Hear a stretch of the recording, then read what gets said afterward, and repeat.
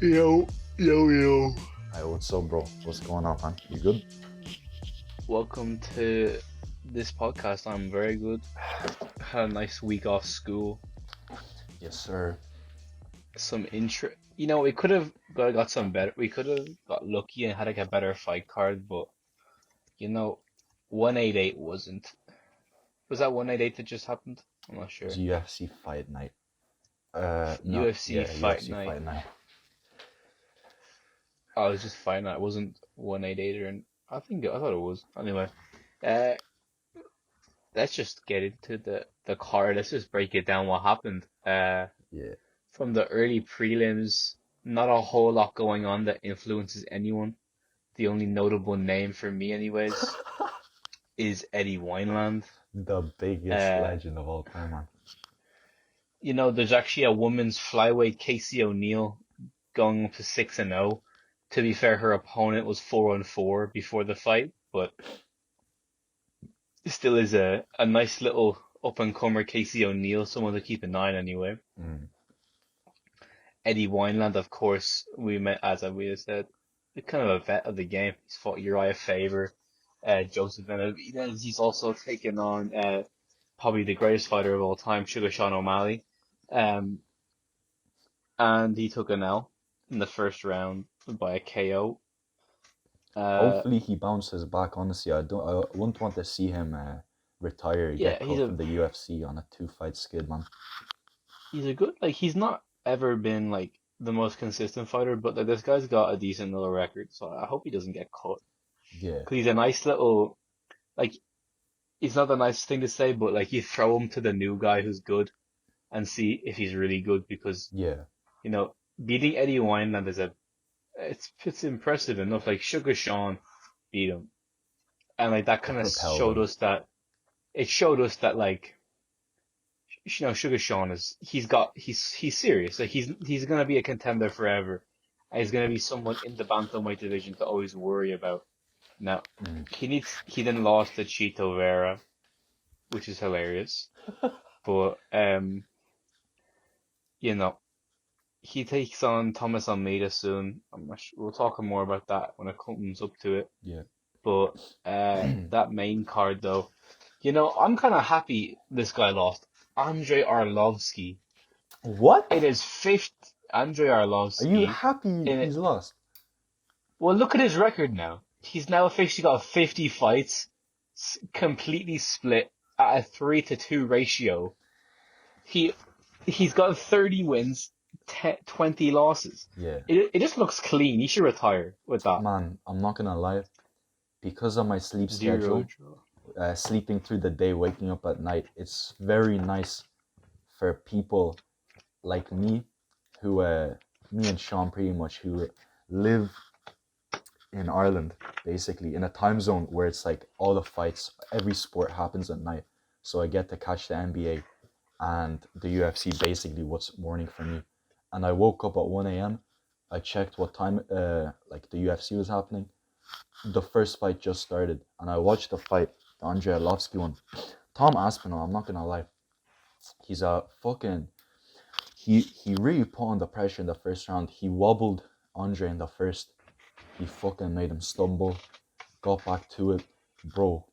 The second round, he came in. He fucking took him down with force. It's as if they were playing NFL football. Took him down. I believe it was a rear naked. And Andre tapped in like 2 seconds. But as soon as he did, he screamed out, fuck!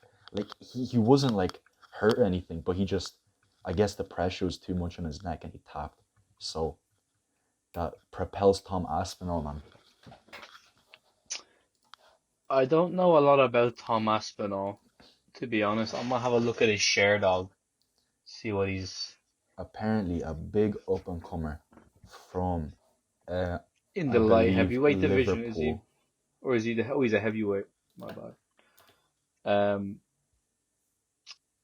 yeah, he's a English fighter from the Greater Yeah, Greater my bad. Manchester, My Wigan. bad. My fault. You know what? That was his third fight in the UFC. He's now on a 6-fight win streak, which we love to see. All his fights in the UFC He, has been finishes as well, so that will definitely catch Dana's eye. Yeah, I don't think he'll. I think beating Andrei Arlovsky is not the most impressive thing. Let's be realistic. I mean, a lot of people have beaten Andrei Arlovsky. Let's have a look at Andre. See how he's doing. He was a rear naked choke. You were right. Andrei Arlovsky in his share dog, the pit bull. Jeez, look how big this guy looks. He's terrible. The You know man has what? fought since 1999, man. My sincerest apologies to Andre. He's actually not doing too bad. He lost to Tom Aspinall, and he was on a 2-fight win Mm. before that. And he'd fought Philip Lins and, absolutely nobodies, to be honest. I'm Rosenstruck. not gonna lie. Is it No, nobody? no, no, no, no. I was saying the guys he beat. The guys he beat, Oh, man. yeah. I mean, He he lost to he beat Stefan Rosenstrike. Struve in 2018, but like that was so long ago. It's just kind of like you don't really care. No, he beat Ben Rothwell, which is a decent little fighter. Mm. Which was this happened in 2019. Like he's not beat. He beat people. You know what? 2020, he went undefeated, True. He went undefeated. which is just nice to see. Like we like to see this kind of. I'm looking back on it. Uh, he lost to Francis, of course. That was just kind of unlucky. He fought Stipe. He beat Frank Mir. This guy used to be so good. He was Let's be I real. believe he was the champ at one point, right? Yeah. He was the champ. But look at this guy. If you look at his Sherdog picture, it says all you need to know about him. Facts. He A fought hundred. Emelianenko, bro. Fedor Emelianenko. Look at his traps, though. That's all you need to say. But This guy man, looks a little bit too juicy in those pictures for my liking, and he looks a bit too flabby nowadays the rest of the card, compared to what he used to be. I won't lie, He's 110%. the rest of the card was juicy. I don't know if you watched these, Sean, because I'm pretty sure you were asleep for a lot of it, but Phil Hawes versus Imavov. Basically, it was a nice fight. I had Hawes winning. I thought he was going to knock out Imavov, and it looked like that because Imavov, he looked like he wasn't confident at all. But he was really starting to hurt Hawes in like the third, and I was kind of thinking like, yo, he would finish this, but he was already 2 rounds down at that point, and he basically needed to get a knockout in the third. But the clinches and the grappling work got Hawes the victory there. Pretty nice fight there. But the one of the most saddest things I've ever seen in my life, Alexei Oleinik lost in Knocked the out again. first round. Oh man, Again. No, sorry, not again. it was Knocked out so again. hard to watch because if any of you guys Alexi. watched the Fuzi Tube fight when he fought, yeah, in boxing, it was pretty much like that. Alexei Oleinik had one chance in the fight. He tried to take the guy. Chris Dawkins. He tried to take him down while he was on the ground by like wrapping around his leg and all. Didn't work. Stood up. Chris Dawkins went to work and basically, man, he was making Alexei. He fucking hurt him so bad. Even when the fight was over, he was still stumbling. And I won't lie, I think Alexei is just waiting for his 60th win to retire. And unfortunately, that was not the night. This Alexi Olenek needs to. I think he needs to change up his game a little bit. True. And in that, I kind of mean that, like, he needs to just find better ways to get to the ground, is what it feels like for me. Because this guy he's not got a lot of wins by submission, just the 46, but um, he needs to just find a better way to get to the ground. Because he's just kind of relying on them taking him down. Like, they're just not, no one's gonna take this guy down Mm. if they don't have to. Like, Derrick Lewis started taking him down, and then he was like, wait, what am I doing? I'm not an all-American blue belt goat yet. And then he got completely just destroyed. Derrick Lewis, though, I listen. uh, knocked him out by punches. Uh, Olynyk though is he And needs to get the that win. interesting thing, Tom Aspinall, this sets up a fight because he basically said at the end of his fight he wanted the winner of that fight, either Alexei or Chris Daukaus. So it puts two nice fighters together, two finishers in the UFC together, basically boost each other up. But basically, next fight, I won't lie, the next two fights I was kind of doing my own little thing, so I didn't really watch them too. But I got glimpses of the Minner and Rosa fight. It was basically a jiu-jitsu competition, and out of the 15 minutes, 12 minutes was ground control by, I believe, Minner or Minor. I'm not quite sure how to Yeah, pronounce that, Derek Minor. I'll go with but it was 12 for minutes of ground control, Sean. 12 minutes of just dominating on the you ground. know if you look at the stats of that fight, Milan, Minor had over 100. Well, not it's not a whole lot for a 3 round fight, but 117 strikes thrown to Rosa's 51, and he landed 97 of them, being very clinical. And so was Rosa with 40 landed, but 45 significant strikes to 15 is a big difference. And Mm. then when you add in that Minor threw 5 takedowns, landed 4, Rosa didn't land a single takedown. Submission attempts, Minor had 3 to Rosa's 2, but the stats just show this was not a one-sided fight, but Minor definitely came out very clearly on top. If you're, As he said, it was a yeah, jiu-jitsu kind of show. Um, but yeah, Derek Minor definitely took the W that one. if you were a fan of jiu-jitsu, grappling, you wanted a little break from all the fucking finishes being thrown out here and there. That was a nice little fight just to prepare yourself for the main event. I won't lie, I didn't watch the co-main. I stopped watching towards the end of the last fight before that. But Yana Kunitsyaka, oh my days, I'm butchering that. Listen, my bad. Yana versus Caitlin. Yana won by decision. I saw her post fight interview, and she was basically saying like, "Give me whoever." She she looked It's like well, she was serious, like she just wants to go up in these rankings, and respect to her. But she's this is her Kunitskaya, there you go. sixth. I had to do it her justice, man. This is her Yana this is her Kunitskaya. sixth fight. This is her sixth fight in the UFC, fourth win. Uh, Not too bad, to be fair. She is obviously in the women's flyweight division, I believe. Bantamweight. Oh, bantamweight, man, bad. So obviously she will be chasing that 135 strap. Oh yeah, sorry, bantamweight. I didn't read that.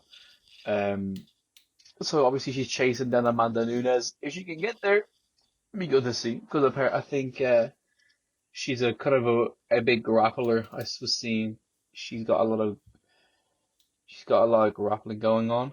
Um, sorry, no, that's not her. That's Vieira I was talking about. Sorry. So I don't. I'm gonna be honest. I don't know a lot about these women, about the women fighters in general. Mm. I've never been a massive fan of them. I've been getting more into them, but I've been very dominated by Amanda Nunes, Shevchenko, Zhang Weili. Been watching them Facts, more than facts, anyone facts. else. Um, And your J check as well. but Don't forget about her. yeah, of course, like my interest in the women's division grows. It's interesting because it's not one of those sports where there's a huge difference in level. Everyone's throwing and stuff, but it's just some of the fights are, for me anyway, hard to watch. Sean, I Um, think one of the fights that I think will put women's MMA on the map, and I think you would agree with me, is Amanda Nunes versus the real GOAT of the MMA world, Sam Alvey's wife. That's all I have to say. That's all I have to say. Smiling Sam Alvey's wife needs to get her pro debut. You know what? Is she actually a pro MMA fighter? Please tell me she is, man. All right, let me get these stats Let's on do some. because Let's I delve. do. Let's delve. Let's do some research. McKee Sullivan. Okay, she's an American fashion model. She was a winner of America's Next Top Model. Oh, so Sam Alvey landed himself a model. Fair play to Sam, you know. What? Fair play to And Sam. she's also a jiu-jitsu guy. She does her Right, grappling. eh? She's a BJJ practitioner and an MMA enthusiast. Now, looking on her Goat. Instagram, I can't tell if that's just a really dirty white belt or if that's a yellow belt, but uh, She man, hopefully will be making her debut against Amanda Nunes true, soon. true. And I think that'll basically put women's MMA on the map. So, yeah. Smiling Sam and the way he gets cornered by his wife. Smiling Sam is definitely just the goat of MMA. She's a fucking 100%. purple belt. What? Wait, bro, she's a fucking purple belt, it looks like. Sure, Amanda Nunes got nothing on her. Her black belt. Bro, I listen. Enough, yeah? Let's get to the main event. Listen, Sean, when I tell you, I don't. It's very rare, yeah, that you'll catch me getting that Joe Rogan reaction, yeah, where I start going, oh, fucking flailing my arms around, yeah. Uh, like from my memory, it's only happened once, and that was when Tyson Fury got knocked down. I stood up, put my hands behind my head, and disbelief, and then just watched him fucking rise like the Undertaker, man. That was one of the craziest moments. Curtis Blades. I was watching this fight, yeah, and I was like, okay, so Curtis Blades is not only doing him on he is basically doing better striking than Derrick Lewis. He's beating him in his own game. And then I was thinking, bro, if this goes to the ground, it's over. Curtis Blades tried already in the first round to get a knockdown, to get a fucking takedown. Didn't work. Derrick Lewis winds back that fucking uppercut and bang straight on the chin. Oh Lord, I put my hands behind my head. I put one hand behind my head. I was like, bro, what the fuck? It was insane, man. It was a crazy knockout.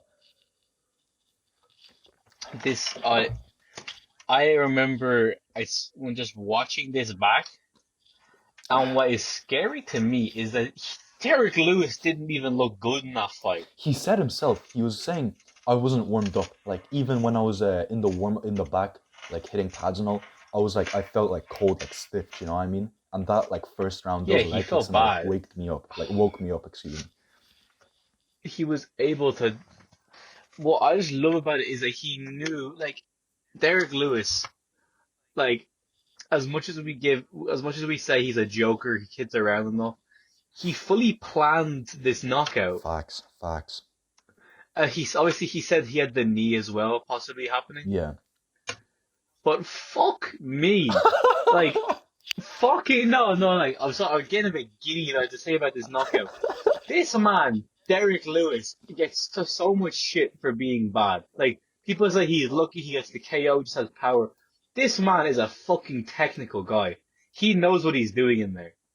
And Bro, I think that he called out Alistair Overeem. I don't want to see that fight. nobody does. He's just Everyone gonna, knows what's happening in that Alistair fight. Overeem, And it's a sad reality. Alistair Overeem It's gets the sad knocked out. reality that Overeem would get knocked out in the first 10 seconds of that fight. No disrespect to him, he's a legend of the game. But I don't want to see fucking Derrick Lewis knock out a legend like that, you know what I mean? And man, I'm not going to lie. I kind of would If put Blades at fault for revealing his game plan. Even though it was obvious, a more wrestling dominated fighter going in against the striker. You don't just say, nah, I'm not going to stand and bang with him. I'm going to try and wrestle with him. You don't say no, that, man. You don't say that. that I think I disagree. I think that he was fine to do what he did Mm. and what he was saying. I think he just like you don't like with especially with someone like Derek Lewis. Like I think Curtis Blades didn't give him the credit for being a smart fighter. Also, the guy with the most KOs in the heavyweight division, and now the second most tied in UFC history now. This guy, like Curtis Blades, he shot his takedown in round one, didn't get He it. was forcing it. Like He was forcing it. he just like he didn't like allow it. Like second round, that takedown he shot like I don't know, like he shot both those takedowns From with so almost far everything. away. Yeah, He shot with almost everything. Like it didn't seem like a smart way of doing it for me. Like facts. he went with he didn't like I'm trying to describe this in the best way possible, but he didn't allow it to just happen naturally, and he kind of was just like, I can't, in his head, I feel like he was thinking, I can't be on the feet with Derrick Lewis for too long, because if he touches me, I'm gonna go out.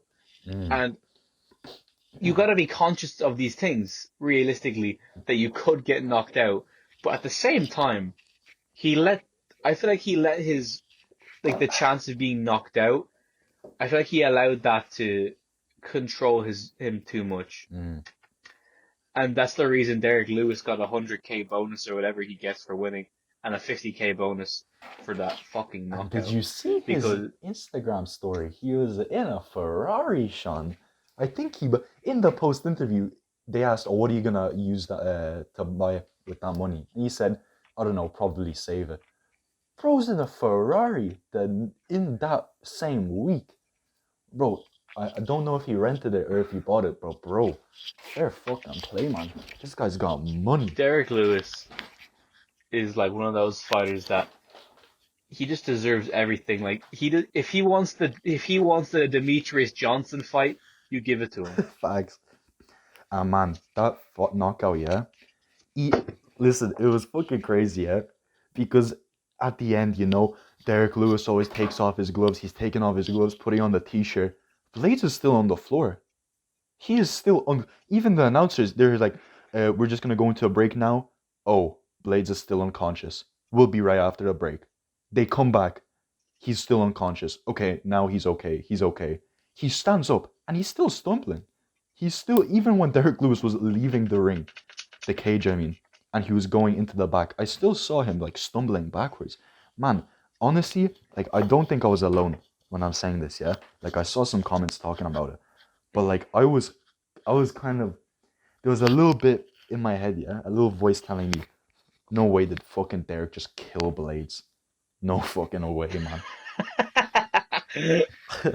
No, no, no, no, no. Touch wood that has happened to a fighter, but it would be some funny enough. It wouldn't be funny, but it would be kind of like, oh.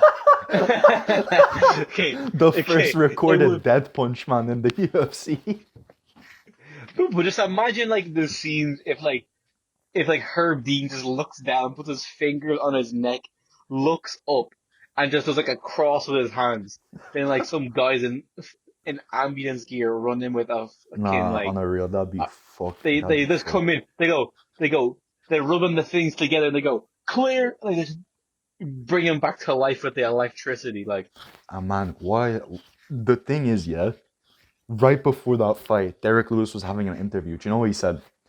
I don't do enough to kill him, but I do enough to hurt them. Bro fucking jinxed it. He nearly fucking killed Blades. He wasn't lying when he said that. He fucking really hurt him, man. nah, Milan. Like, he almost like Derek Lewis. Like what the thing was, like kind of what I was saying like a minute ago. When Curtis Blades shot that takedown, he shot to his. Ah, I just don't understand. He shot to Derek Lewis's right hip, literally like right beside that right hand. Derek Lewis obviously turned out, hit him with the nastiest uppercut he's ever received. Derek Lewis is a hard hitter, okay? So why would you go to his like dominant side? Like it's just I know it was probably the easier side for him to get, but like a single leg on his lead would have been a much smarter option for me. Or maybe just get a body lock and then come in. I think shooting a single leg to his back or something, it was never gonna work out. And especially when you take into account that Derek Lewis hits that hard Hmm, and when like Derek Lewis hits ridiculously hard. Like, he hits like a truck, this guy. bro, stop. And then and then if you think about how it works when you get knocked out, if you go into the punch, you're gonna get knocked out much easier. True. He shot all his body weight at that takedown. he shot to get the hips, to get the Mm, to get control. He shot his head down there fast as well. Like it wasn't like a no, it wasn't a slow takedown. yeah. Derrick Lewis hit him coming in. That it's just it's like imagine just the guy who hits that hard and you catch someone coming in. Like I'm not surprised he was there for that long. Mm, It's like if you think about how hard Derrick Lewis hits, like Francis Ngannou, as I was gonna say, was scared of him when they were fighting. Like he was like standoffish. He wasn't trying to get hit by Derrick Lewis, you know. And this is Francis Ngannou, a guy who's a big fucking guy, you know. and to be fair, if anything, this makes DC's win over him a lot more impressive because now we see that, like, if DC was able to control Derek, you know what I mean? Like, we saw a wrestler and we were kind of expecting that to happen. We saw how fucking Derek just knocks out this guy who's going in for a takedown. Bro, imagine if that happened against DC. He'd be champ right now. He'd be champ. And he'd be defending as well. See, that's the thing about Derek Lewis. He would defend his fucking belt, wouldn't he? Facts. But as he said in the back, at the back, uh, during his post-fight interview, first of all, he called out Overeem, as you said. But he stated, man, I don't want any more 5-round fights because I'm just like, I just don't want them. Do you know what I mean? He just doesn't want to do any 5-rounders. He says like his body can't handle it or something like that. Now, I don't want to put words in his mouth, you know, but I'm pretty sure that's what he said. He was basically talking about how he hates 5-rounders. And I kind of My man's just understand him. tired. Give him a break. Let him do what he wants. Like Facts. Milan, you know yourself, coming off 5 rounds, even just doing multiple rounds is difficult. Like it's just with Derek Lewis as well. It's really up to him where he wants to go from here. Mm, Personally, I think he should fight either the winner of Jairzinho Rosenstrike versus Cyril Gane, mm. or I think he should fight John Jones even. But Sean, I think that's a great that fight. I think it's just I think with John Jones he should take I don't think he should take a fight with Derek Lewis, to be honest. But I think the fight makes sense for the heavyweight division. Definitely, especially since Because Derek Lewis, Sean, if you're looking at the UFC rankings now, he went up 2 places and he's now in number 2, right behind Francis Ngannou. Basically, this sets up the fight that whoever loses in the Stipe and Ngannou fight, Lewis is next up. He is basically set himself. He is safe for the next fight to be a title fight. But I think just to keep himself a little bit, like occupied, give him some like more fights, you know what I mean? Just to like stay active. I think this John Jones fight is truly, not only will it pull in views, man, yeah, the press conferences, they'll pull in views as well. But like, it's such a, because people are always joking around that MMA doesn't work on Derek Lewis, you know? You take him down, he'll just stand right back up. Do you know what I mean? Like, this guy is an absolute fucking baller when it comes to MMA in general and striking. I'm putting him in one against one of the, arguably, yeah, one of the GOATs in the sport. It makes a very interesting matchup, in my opinion. And I think it's something that the fans should definitely be treated to, Sean. something you just said there, Mm, that I couldn't help but I feel like I need to step in and say is go for it. Derek Lewis will definitely not be getting the next title shot. You think? Oh, well, John Jones will, yeah, obviously John John Jones will. Jones jumps ahead of him. We know this 110%. He's gonna jump ahead. John Jones, light heavyweight GOAT, apparently. Um, which I've got some very strong opinions on, which we can probably talk about in a bit. But um, John Jones obviously will be jumping ahead and fighting the winner of Stipe Ngannou. Unless he Unless fights Stipe Derek. loses. See, that's the thing. like in my opinion, uh, like I don't think that John Jones fights the winner of Francis Stipe. I think John Jones fights Stipe, or else he'll fight no one because like if Stipe loses, he's gonna be like, "Come on, man, give me that rematch," you know? Mm. That's just how I see that going because he's obviously entitled to a rematch. And I don't. I think if Stipe gets absolutely flatlined, he'd maybe be like, "Okay, give him John Jones, then I'll fight the winner of that or something." Um, but like, I don't see Stipe taking something like that. He's a strong guy. I think he would fight Francis again if he lost to him. Mm. Uh, But the thing is, people don't and want to wait. So, like, when exa was the last time exactly. Stipe fought? Fucking ages ago, man. And if I think, although, yeah, we'll talk about goats in a minute, yeah. But although Stipe definitely deserves to like do what he wants if he wins the fight, it can't like the heavyweights is one of like the most like interesting fucking divisions in not only like the UFC but in sports in general because in boxing as well, do you know what I mean? That's where all the money is. That's where all the eyes are on. These guys are so big And and like they're so fast. They're just so that's where capable. people want to watch that, you know? People want to watch Ngannou and Lewis fucking knocking people out, do you know what I mean? Stipe fucking like outclassing opponents.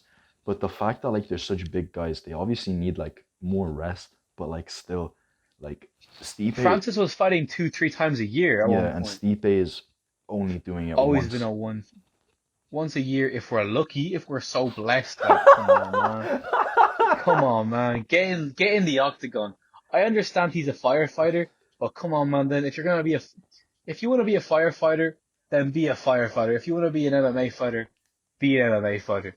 Like who am I to say that like what he should and shouldn't be doing? But like, man, fight more than once a year. You know, defend the fucking belt. Facts.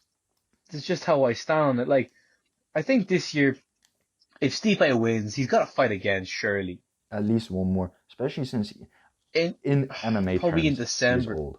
Let's be real Like, here. how old is he? I'll tell you right now, Sean, but if my Stipe Miocic, he is 38 years old, so he's coming to the end of like, well, to the end of like what many would say is the end of an MMA career. Like around 40 is where you like pretty much should Is call the it where quits. yeah, he would call it quits maybe. I think Stipe should retire on top, 100%. Mm, Stipe definitely for me anyway is the GOAT of heavyweight MMA. I would Uh, definitely not disagree with you there. I think he's just ridiculous fighter, really. Like, and the fact that he's decided to take on Francis Ngannou, a 33-year-old absolute just unit of a man who he's already beaten, by the way. But Francis since then he's just gone on an absolute tear. Mm, Like, did you see that? Like, we saw that Rosenstrike fight. yeah. That was just upsetting Oh, it almost. was disgusting, man. Stop. 20-second KO Stop, was it? man. Stop. Like we had seen Rosenstrike's past fights and what he had done to opponents, and like what he did to Alistair Overeem. If you look at that, and what he did to Junior Dos Santos, who he just fought, like this guy is so good, but Francis is just so much better, Mm, which is what makes this fight very interesting for me. It's Francis versus Stipe, um, and add into the equation Derrick Lewis, John Jones. Jairzinho Rosenstrike, Cyril Gain now. oh, listen, man. Alexander Volkov is still there.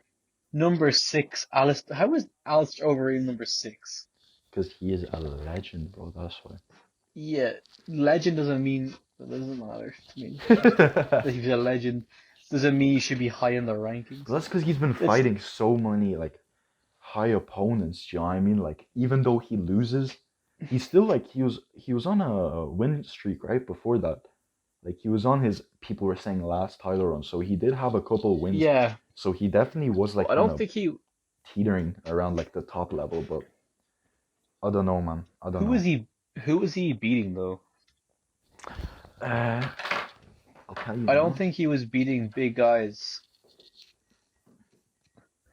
I'll I'm tell not you sure now, who he Sean. beat. He beat Alexei Olenek.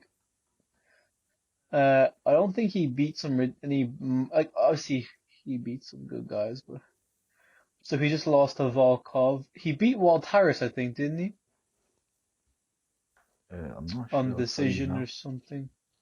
Yeah, You he know, beat Walt he Harris in a TKO. Then he beat Sakai. Sakai, and then he beat Volkov. Yeah. No, then he lost to Volkov, Oh which yeah, is yeah, just he like lost. Excuse me. He lost against Volkov.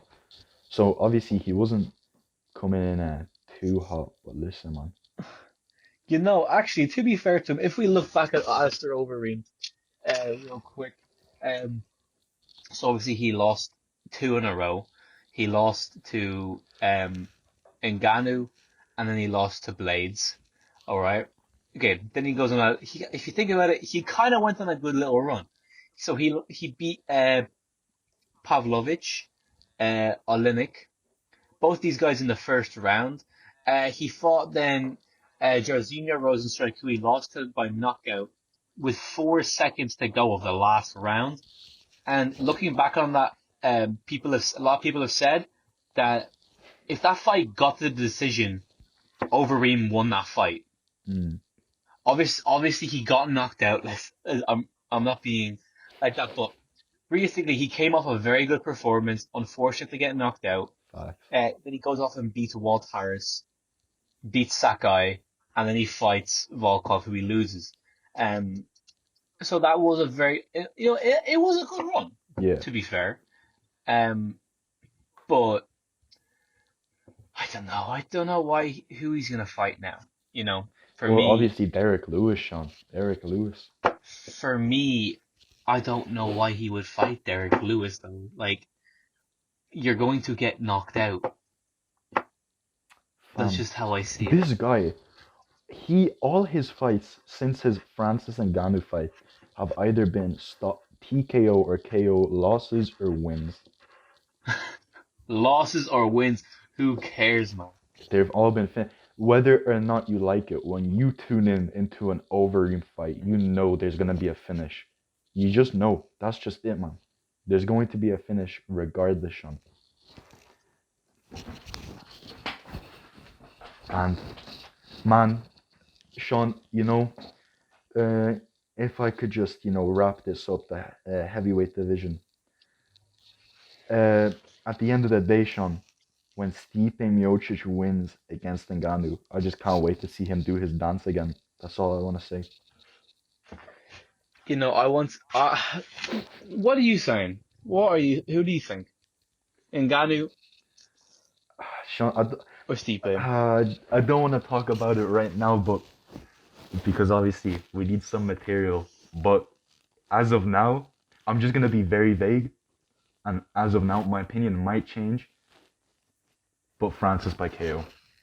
That's all I'm gonna say. Interesting. That's all I'm gonna say. I'd like to. I'm not gonna go into too much detail, but there's two guys who I want to say, who I consistently count out, and there's one of them who I'm never gonna count out again. Uh, Max Holloway and Stipe Miocic. In every fight I've seen them fight, almost, I've said, you know what, the other guy's gonna do it, because this guy's done almost. And neither of them, every time this happens, has like for me, they just always come through. Obviously, Stipe lost To to DC. Daniel Cormier by KO. So I think that leaves him susceptible to the Francis Ngannou KO. But I'm unsure. I'm unsure. I'm undecided, and we'll talk about this definitely in the future. Facts, facts, facts. More towards March 6th. But listen, Sean, some exciting news coming in the last couple of days. Ottman has decided to be a good boy and he has returned back into the UFC. He was given another chance. He said he's not gonna make any more mistakes. He's not gonna get any more dodgy bags, and he's We gonna. all know what happened there. Dana, give me a fucking contract. Dana. Man, Ali Abdelaziz was probably crying to Dana to give him a chance, man. Let's be real. Is that his manager? Yeah, Jeez. like Ali That's the same Abdelaziz has manager. some big fighters under his wing, man. That's the thing. I'd say, yeah. I, I don't know. Who is he gonna fight next is what I'm wondering, you know? I don't know. He got cooked though. Like it's such a waste of time. Like I guess you could say it's kind of a punishment because obviously he didn't get the money that he would have got for that fight and like all that. But like you have to think about it, yeah. Not only was his opponent like lost out on that all that money as well, but they had to fly out, they had to waste a training camp just for him to get cut and then go back in. Do you know what I mean? I reckon maybe I think they gotta rerun that oh, fight. Lou about to say, I think they're gonna have to run it back, do the same fight, Bec maybe uh, on a pretty recent card, hopefully, maybe yeah, very because they're both soon, ready to like go. that. What's that? They both should be ready to go. Mm. Both sets of fighters. Uh, I think that's definitely because, like, obviously, it's more televised that they're giving Altman the shot. You know, who is he meant to fight? We should look at that. Ottman, We should look at that. We should look at that definitely, because he's a even all lightweight, right? I'm not entirely sure. I'm just gonna look up Altman. I'm pretty sure he's a lightweight. He There he is. Lightweight? He's been given a second chance on Dana. Is he a lightweight, Sean? Yes, I 155. I think a nice fight to put him in. Gregor Gillespie. First of all, I want to just see his record real quick. If he has fought since his loss to Kevin Lee, because I think that'd be a big fight to put. Yeah, he hasn't fought since his loss to Kevin Lee. That'd be two big names. Ottman would definitely be able to propel himself if he beats Gillespie, but also it gives Gregor, a chance to reinstate himself back into the division. Say like that Kevin Lee loss was only one and done. That's it. That was one of a kind. That won't happen again. I think that's a fight for him to prove, Sean. You know, I think that's a good fight to make. Mm. But at the same, was that who he's meant to fight? No, I don't think it was, Sean. See, that's the thing. I think you have to give him that fight. I think you have to make that fight again. Mm. Just me personally, I think you have to make that fight for the fairness of the UFC because that guy went through a camp. He flew out, isolated all this. Probably didn't even get he probably got paid, but I wouldn't say he got paid what he was meant to get paid. Because imagine he went out there and sparked Ottman and got a 50K payday. Like, you took away the man's chance to do that. That's like maybe he wouldn't have done that because, well, if you look at Ottman, he's 13-0, 10 KOs, 0 losses, obviously. But he had the chance to do it, and taking away his chance is unfair. Yeah, I I get feel, you. anyways. He was going to You, fight Matt fuck. Frivola at UFC 257. And You Matt know what I'm Frivola is actually a seeing, Milan? 30-year-old fighter. Uh, oh no, Sean, he did fight on that card. Did he? Who did he fight? Arman Tsaryukin. And he lost. So he did eventually get a fight. Okay, so my bad. That was a big casual alert on my and Sean and I's part for not getting that right. He Gee, did get a paycheck. Wasn't a win, I he got a promise, paycheck. but he got paid. Never mind. Never mind. Aye, so Gregor Whoops. Gillespie, where you at, bro? I think you haven't fought for a while as well. Get your ass back into that fucking cage, bro, and get your Yeah. money, man. Go get your recognition against Ottman, especially since there's gonna be a big like news and media coming at Ottman saying like, "Yo, this is his return back into UFC. Let's see what he's at." You know, I think that's a You big know what I'm fight for him. seeing with Ottman? It's very impressive. But Ottman's first ever fight was a 19-second KO. it's Okay. ridiculous, man. And then, okay, second fight was at round two. And then his third fight was a 14-second KO. The guy's a finishing He, machine, th- man. he then, in his next two fights, two submission wins. He decided to switch it up and do some submissions. It got Both boring in the for him. first Striking round. got boring, man. Both in the first round. Then he got two wins in the first round, a decision, and then his next fight was a first round finish, and then his next fight was a third round finish, and then his last three have all been first round finishes. Yeah, Ottman does not leave shit to he does not leave it to the judges if he can. and that's It's such a only happened mentality to once, have. and it happened against a guy called Kevin Koldobsky. Kevin Kevin Lee, Koldobsky, that's right, Kevin Lee. who's a 10-6 Argentinian. And he's a 170-pound fighter, apparently, who's coming off a victory, actually, very recently. Fair Actually, play. 2020, never mind. But The end yeah, of 2020. I think that's a nice fight. Maybe Aquinta as well. I think that'd be a nice fight because Ala Quinta. Quinta. When's the last time Ala Quinta fought? I'll tell you now, Sean. He last fought in October, 5th of October against Hooker.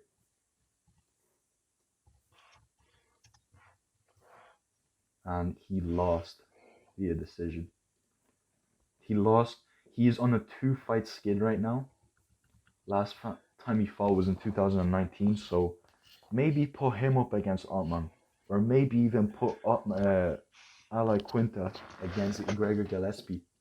Two losers against the two losers of Kevin Lee. Put them in together and just let them have a good bash, you know. Let them have a nice little fight. That's what I think. 100% you got to get him back in there. You know, someone I'm seeing on this record is he's beaten Jorge Masvidal via split decision back in 2015. Who? Ali Quinta? Ala Quinta has also beaten Kevin Lee 2 times. Wait, really? Oh my god, excuse me, guys. Listen, I was using a different website. So I'm just being a fucking dork. But yeah. Excuse me, he is not a loser of Kevin Lee. God damn. My bad, guys. My He's bad. beaten Kevin Lee twice, and also he's one of the few people to do a full five with Khabib.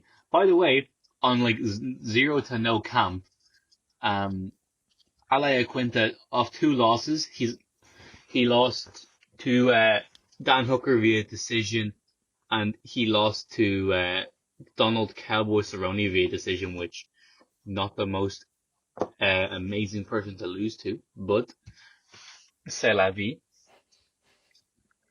Donald Cowboy Cerrone versus Diego Sanchez coming up, by the way, at 170, I think. I'm not quite sure. Yeah, I presume it'd be at 170, but yeah. So Cowboys currently on a pretty bad run, losing to Tony Ferguson, Justin Gaethje, then Conor McGregor, Anthony Pettis, who, by the way, I don't think he lost to Anthony Pettis, to be honest. I remember we saw that. And somehow it was a unanimous decision, which I found very weird. And then to Nico Price, it was a draw, which then turned into a no contest. So, you know, Donald Cowboy Cerrone's on a pretty bad run of it at the moment. But yeah, that's where he's at the moment. He's fighting Diego Sanchez, who is how's he doing? I think they're both kind of doing poorly. I could be wrong. Um, yeah, he's coming off a loss to Jake Matthews. He was on the Adesanya Costa card. Actually, this was the fight where Diego Sanchez tried to be like Jorge Masvidal with that flying knee, and then Oh Lord, man. he got absolutely punched, just punched in the face. Um, this is where they're at roughly. Um, some actually interesting fights coming up now that I'm looking at them. Um, but what I was gonna say, going back to Ottman at lightweight, definitely a contender. Um, but is he? But the biggest question I've got for you, Milan, Go for is it. Ottman the man? It's in his name. Is Ottman the man to bring Khabib out of retirement? Sean, I think that we build the narrative. Fuck the 15 people ahead of him, yeah, in the rankings. I reckon we just go straight to Khabib, okay? I reckon what Let's was in do it. that bag was a contract to fight Khabib. And I think Dana saw it and he thinks, you know what? Fuck it. Khabib, get your ass out of retirement, okay? And let's fight. Ottman versus Khabib, the greatest fight ever. That's what I think, In man. a grappling only match. Submission underground. Fuck it, man. Chael Sonnen is gonna get some pay-per-views, bro. That's what I think, man. We gotta see it. We gotta see it. We 100% want to see Khabib versus Ottman as a tier. I no, Sean. Uh, basically, we're coming up on that 1 hour mark, and I think talking about goats, we definitely have to save that for the next episode because that'd be a long ass discussion. But just one thing Fuck for John everyone. Jones. Just one thing for everyone, real quick. This weekend, Canelo Alvarez is returning to fight Advil Yildirim, the man who hasn't fought since 2019 and is still on a one-fight skid and is still somehow the mandatory for to fight Canelo. Now, what are your opinions on that, Sean? Uh, I think that this fight is realistically, as everybody else would probably see it, it's being, it's obviously they just decided to take this guy, Team Canelo, I think, because he has to fight Billy Joe Saunders, who's going to be a huge test.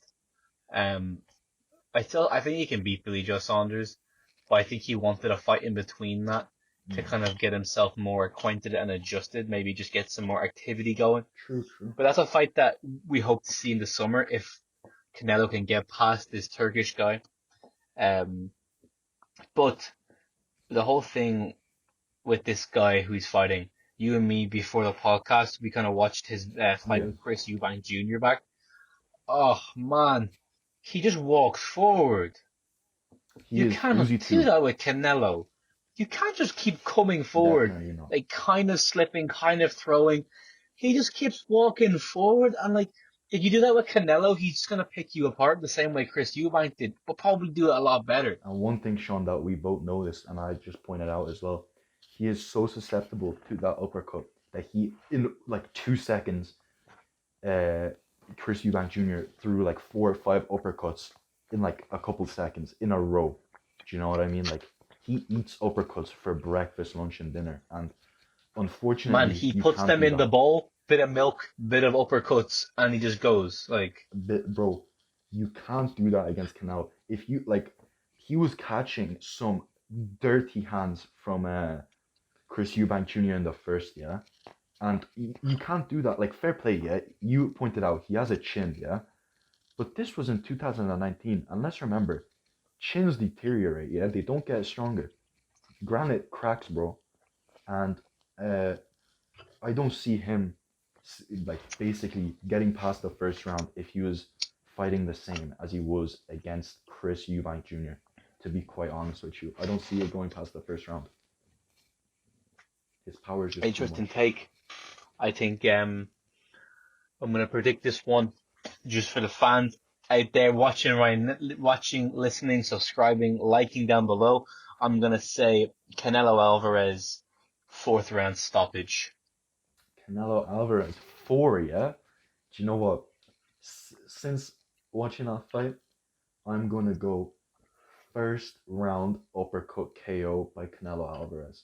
Just purely listen. My prediction for Derrick Lewis, although it wasn't a head kick, he did attempt a couple, but it was a knockout nevertheless. So I guess you could call me He Mystic was trying it for you, Diachenko, man. Milan. He was trying it for you. Derrick Lewis listened to the podcast. He was Listen, trying shout it out to for the Derrick Lewis. podcast. Shout out to Derrick Lewis, Shout man. out to the Black Beast Derrick Lewis, who's going to become a future UFC heavyweight champion. I have some doubt in that, but he's going to do it, I hope. Let's hope Let's he go, doesn't Derrick. become a Benavidez and fights for the title 20 times and loses all those title fights. Because let's remember, he already has one title fight, which is, I see as neglected, to be honest with you, because I never see people talk about that fight. Him with DC, man. I'm not going to lie. It just kind of gets swept under the rug. I haven't watched it. Have you watched it? A little bit of it. Yeah. A little bit, but it was like pretty much DC was controlling him. He was able to control him. That's the thing. He was able to do what Blades wasn't. Excuse me, and that was to control him. But man, I'm gonna have a look at it. I'm gonna have a look at it. Daniel Cormier, Derrick Lewis. The heavyweights are very promising. So is boxing as well. The heavyweight scene in boxing as well, man. Andy Ruiz Jr. is gonna fight some fighter that I don't know much of. I'm sorry, I don't have anything. Andy Ruiz is coming back. Yeah, I'm pretty sure he's fighting someone soon, but I'm not quite sure of the guy's name. Is it scheduled or no? I'll just check it out now. See what you said. Is it scheduled? I'll tell you now. I don't think it is, but like people are speculating that he's gonna come back soon. But I think he's definitely gonna fight this year after going on a 1-fight loss against Anthony Joshua. But the heavyweight scene in boxing right now. Whew, oh Lord, have mercy, man. They're counting out. They're counting out Andy Ruiz too easily. If you think about it, before he had fought, my guy, what's his name? Anthony Joshua. Sorry. before he had fought Anthony Joshua. Man? Who the fuck is Anthony Joshua, man? He's just not on my radar anymore. I'm sorry. I'm not thinking about boxing that much these days. Before he fought Anthony Joshua, he had lost to Parker, I believe, in a decision. Yeah. And that's 31 wins before that. He beats Joshua, 33 wins, 1 loss, and then he loses to Joshua. Like, obviously he came in overweight, maybe a little bit overweight.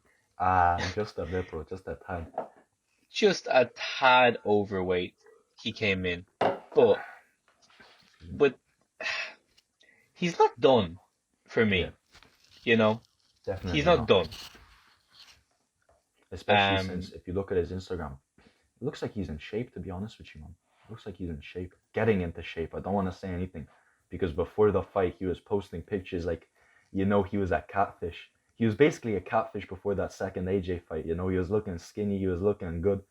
And then he pulls up to the weigh-ins fucking heavier than his last fight. And basically, like, fucked over his reputation because of that, man. He just came in looking like a fat fuck. Realistically, yeah. But man, this heavyweight. He wasn't like apparently when he fought Joshua the first time, he wasn't exactly the weight he wanted to be at. He was a little bit heavier. Mm. And then in the second fight, he came in even heavier. So that was kind of like a surprise to me. I didn't think he would do something. I thought he would come in a lot lighter or around about the same so he would have that power. Mm. But it's interesting, to be fair. But man, this heavyweight. I think. Yeah, sorry. Just finish off. I was just gonna say, I think that I think Andy Ruiz has definitely got a career left in him. Oh, for He's sure, got at man. least. He's only 31. This guy's got. He's entering 7 his prime, fights in him. He's mentally 100%. In his 100%. prime right now. This guy's got at least 5 fights left in him. Realistically, if he wants them, he's got 5 fights in him. Just my opinion. But man, But the fight we will talk about definitely soon.